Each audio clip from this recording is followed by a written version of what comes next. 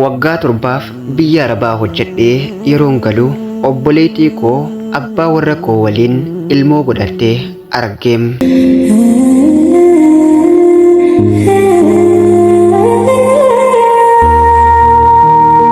Ani biyya Arabaa waggaa torban jiraadheem.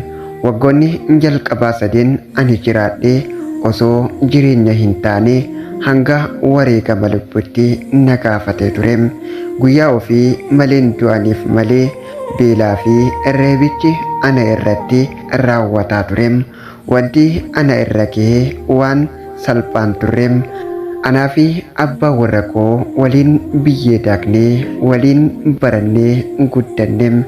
Erga waliin guddanne booda hariiroon keenya gara jaalalatti jijjiiramuun waliin bultii ijaarranneem. Jireenya haarawaa eegalleem.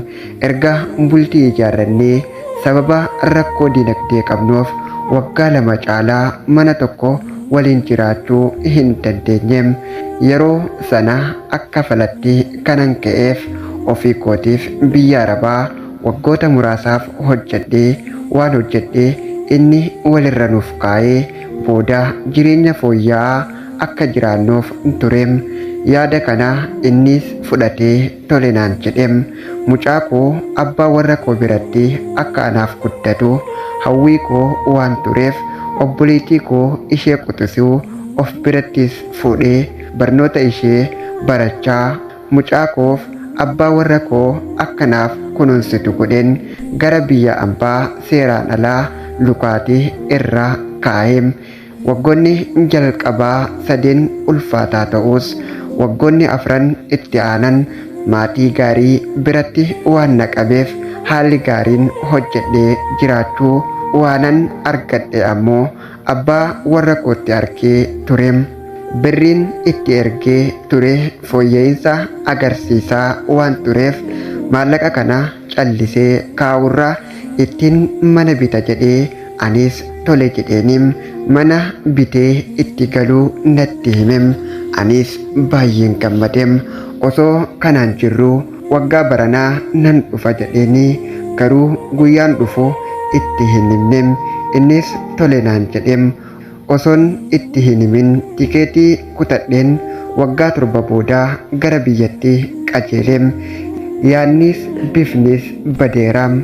Yaanni abbaa warra koo fi daa'ima koo humnaa ol natti ta'ee isaan arguudhaaf anis gaggabeeraam. Gaafan biyya abbaa kiyyaa gahu dubbiin akkan ani yaadee dhufee mitiim. Miirri natti dhaga'amee isa biyyaa bahee dararaa irra ga'ee ta'uu naaf beekam. Lafti natti dukkanaa'ee miilaatu na hollatee mataa fi miila waliif wallaalee guyyootaaf hospitaalatti of argeem. Edaa abbaa warra koo obboleettii koo gara tokko baanee haadha warraa godhatee waliin jiraataa jiraam. Inumaa wanta na gubee na dhiisuu didee ijoollee 2 waliin godhataniiroom. Dhimma kana yeroon qoradhu abbaa warra kiyyaas ta'ee obboleettiin koos waan raawwatan kan fadhuma isaaniitiin waan nama qaaniisuu kana amanee fudhachuu dadhabeem. Salphina koo kana anaaf hiccitii biyyi beekuu kana dubbachuuf isheen obboleettii kiyyaa innis abbaa warra koo kiyyaa akka waan wanti tokko homaa hin mudatinitti callisee akka waliin jiraannuuf immoo ijoolleen 2 waliin godhataniiroom. Boruu mucaan kiyyaa yeroo guddatee of baree dhugaa kana maal jedheen dubbadhaam. Callisee biyya ambatti deebi'uuf dhalli koo fi dafki koos anaan na marareem. Jarana haala kana keessan jiraam. Mee osoo isin ta'ee maal gootum? Anaaf falli koo maalim? Waan yaada keessanii gara koo mantiitiin anaaf qoodaadhaam.